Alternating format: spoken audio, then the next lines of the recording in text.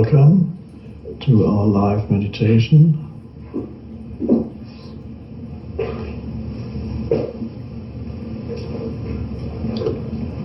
Last month we had our live meditation from Amsterdam. I was still on the Europe tour, and we used a webcam rather than a bigger camera as we used to do. And then I realized, and many of you realized, that our meditation or teaching, whatever it is, actually works better with a little webcam than it does with a bigger camera.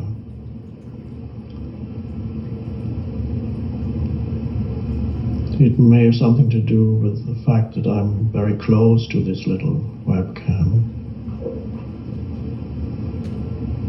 And there is a deeper sense of connectedness.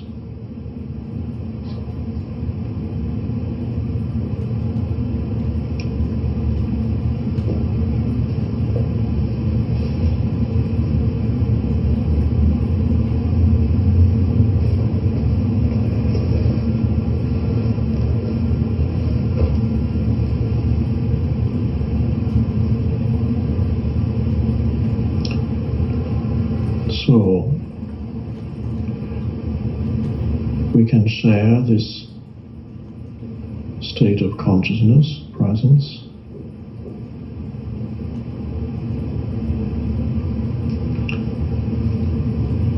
and we're using the medium, the technology,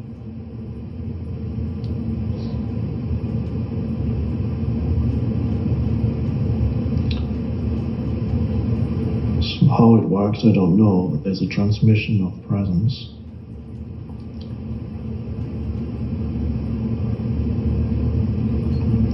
And that's why we're here, to enter that shared state of consciousness.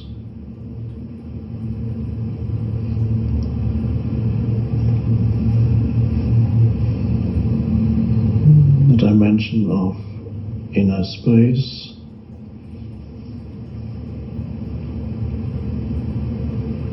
stillness,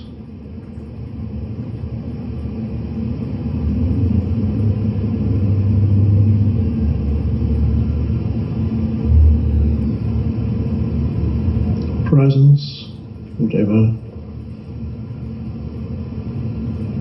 you want to call it.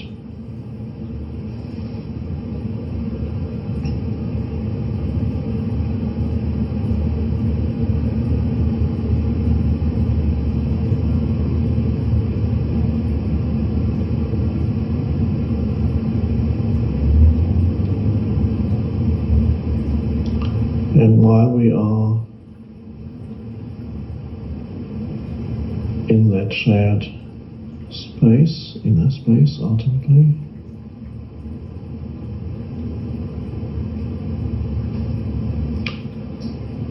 who you are as a person is of little or no importance.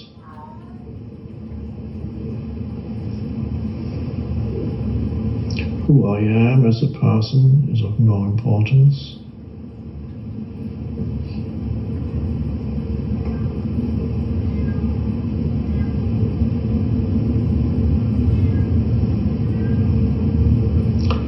At least while we're here. And then hopefully that will have some effect on the rest of your life when you go about your business. So that the me, the person, loses its overriding importance in your life. It's still there, but it's no longer what dominates your life. So it's really transcending the person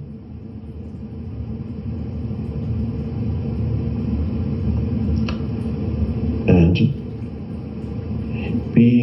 together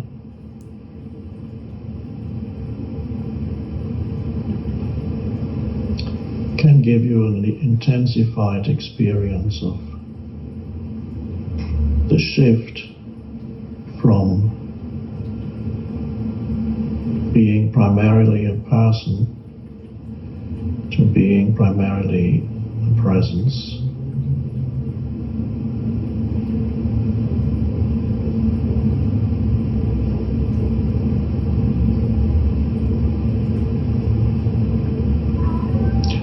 I don't speak to you as a person.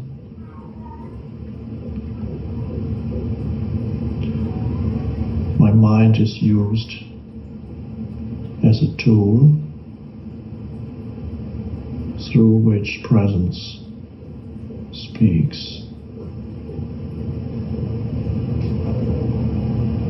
That's why I have a little book called Stillness Speaks.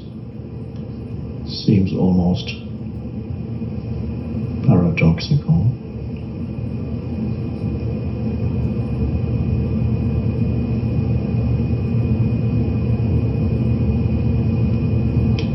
This entire teaching, if you even want to call it that, does not come from a person.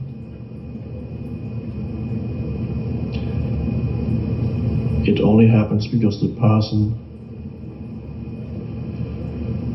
got out of the way, became transparent, subsided, and so something deeper was able to come through into this dimension.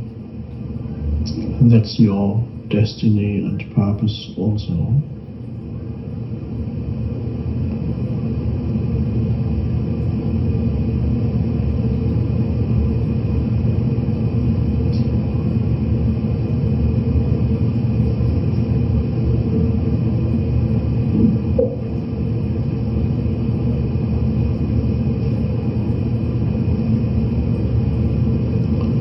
So to be the presence consciously, to experience yourself as that underlying presence, is liberating.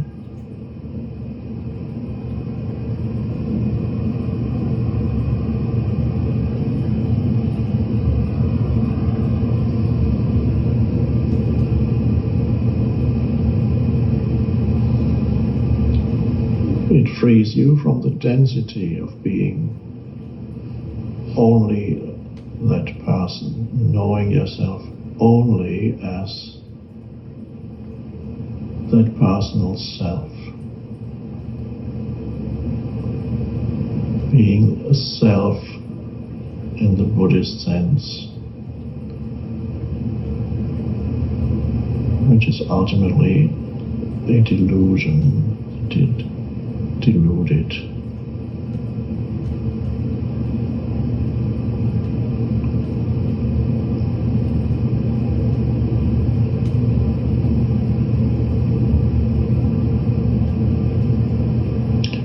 What emerges is,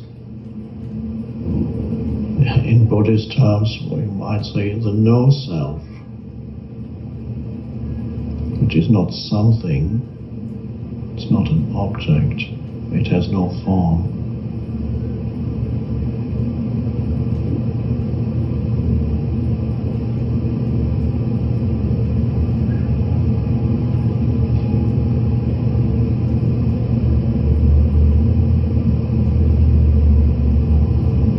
Or in Hindu terms, the transcendent self emerges, the formless self, not the me anymore. And it's timeless, there's no past and future to it.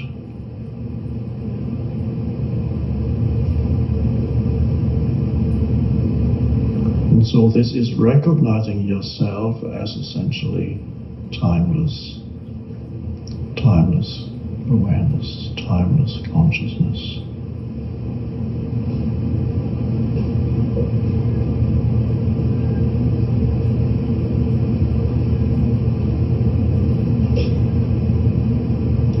So when you look at me, you're not looking at a person, but you're connecting with yourself.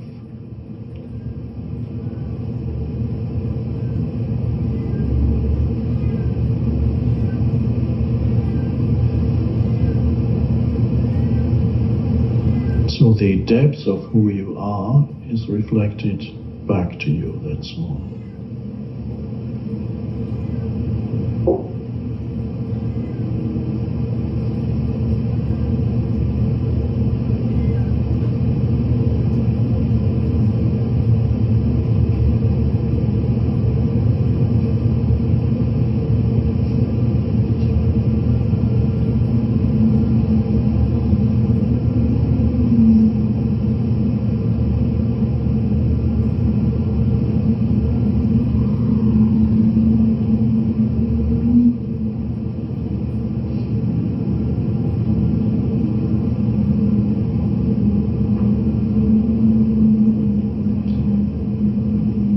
When you go back into your daily life,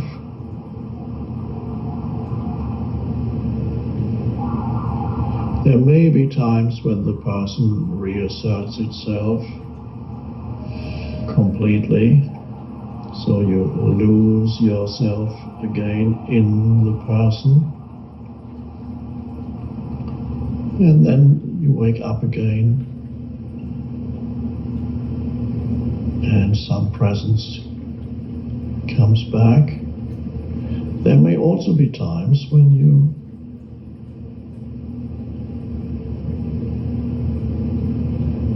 are primarily the presence.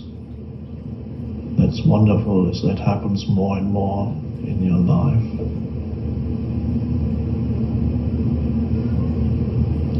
With that comes an openness,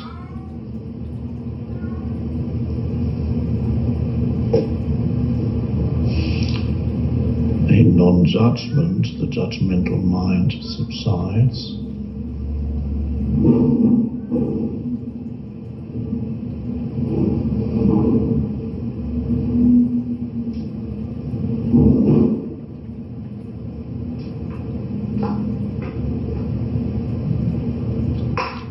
And a real sense of connectedness, or rather oneness, with other beings, human beings, other life forms.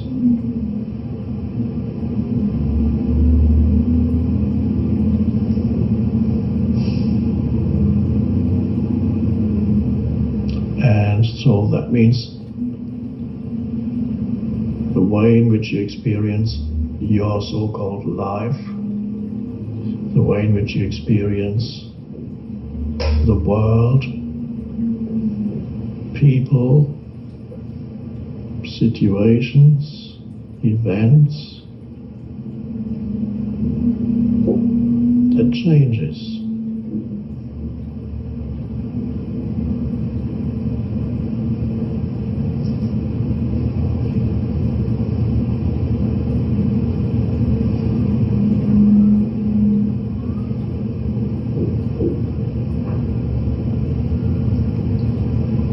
The reactive person, the reactive me, is no longer running the show.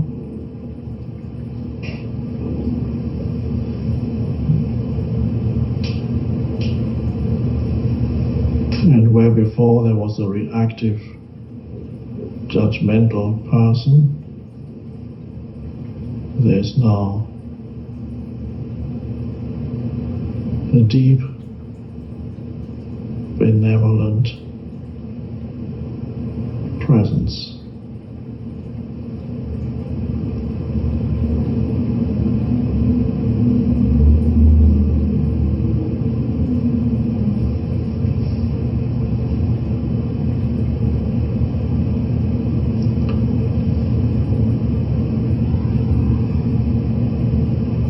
go on the internet and read what people have to say about this or that, most of all that is the reactive person.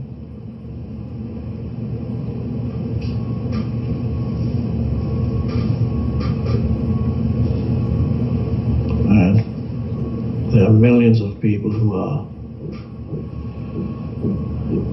angry and upset.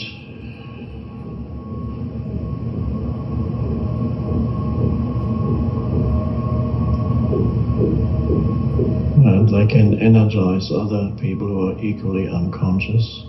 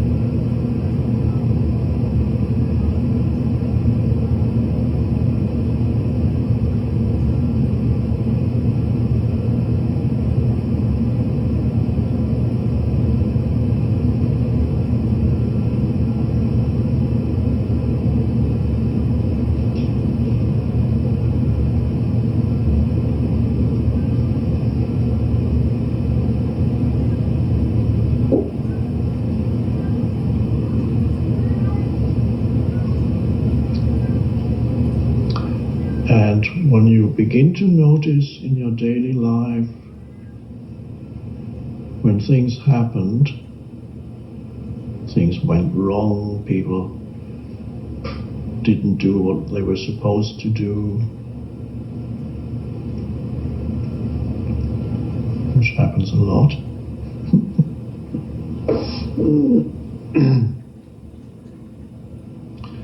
And you begin to notice where before there was an immediate reaction, an immediate complaint, an immediate judgment.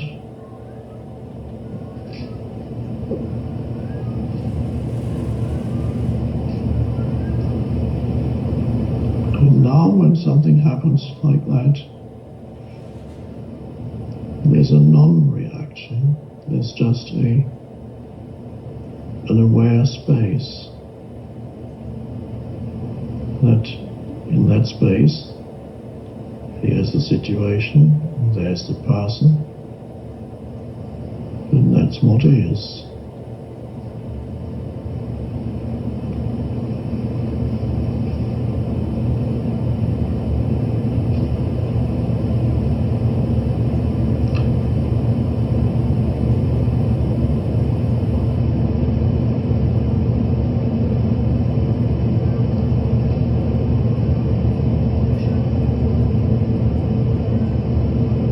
And that's wonderfully liberating when you don't need to react all the time.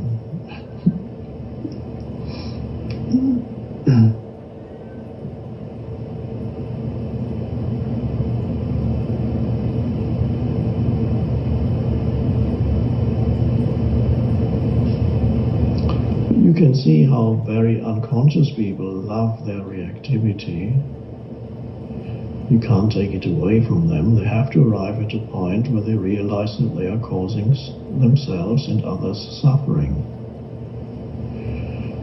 Until a human being arrives at that point, they don't want to let go of their reactivity. The ego loves it.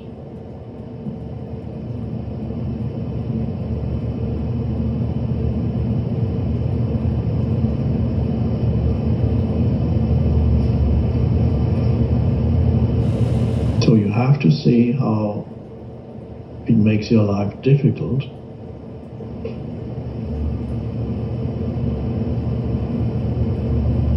You have to experience the suffering that it creates.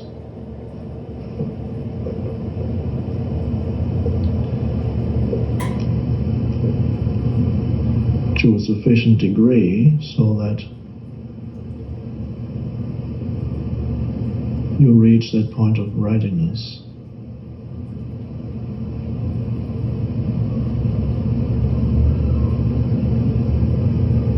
Because this is really seeing that 90% of the suffering in your life is created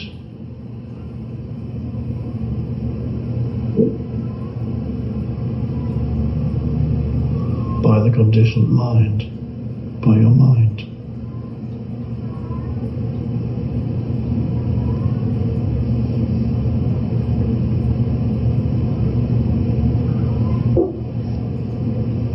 And it's good to arrive at a point where you say, I can't stand it anymore, I can't take this anymore.